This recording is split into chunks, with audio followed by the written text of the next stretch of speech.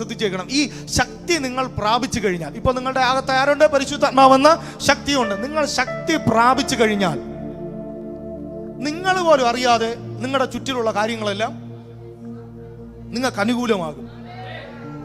നമ്മൾ അനുകൂലമാക്കാൻ വേണ്ടിയിട്ട് എഫേർട്ട് എടുക്കരുത്. എന്റെ കൂടെ ഉണ്ടോ?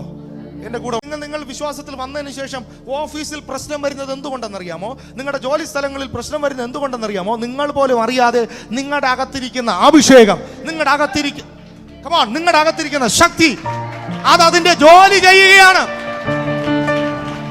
നിങ്ങളുടെ അകത്തിരിക്കുന്ന ശക്തി എന്തെന്ന് നിങ്ങൾ തിരിച്ചറിയണം.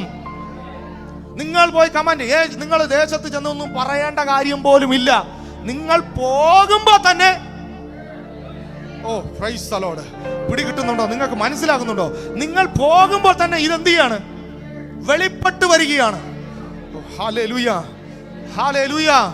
കാര്യം, നിങ്ങൾ പ്രാപിച്ചിരിക്കുന്ന ശക്തി ഭൂമിയിൽ നിന്നുള്ളതല്ല. നിങ്ങൾ പ്രാപിച്ചിരിക്കുന്നത് ഉയരത്തിൽ നിന്നുള്ളതാണ്. നിങ്ങൾ പ്രാപിച്ചിരിക്കുന്നത് ഇല്ലാത്തതിനെ ഉള്ളതുപോലെ വിളിക്കുന്നതാണ്. നിങ്ങൾ പ്രാപിച്ചിരിക്കുന്നത്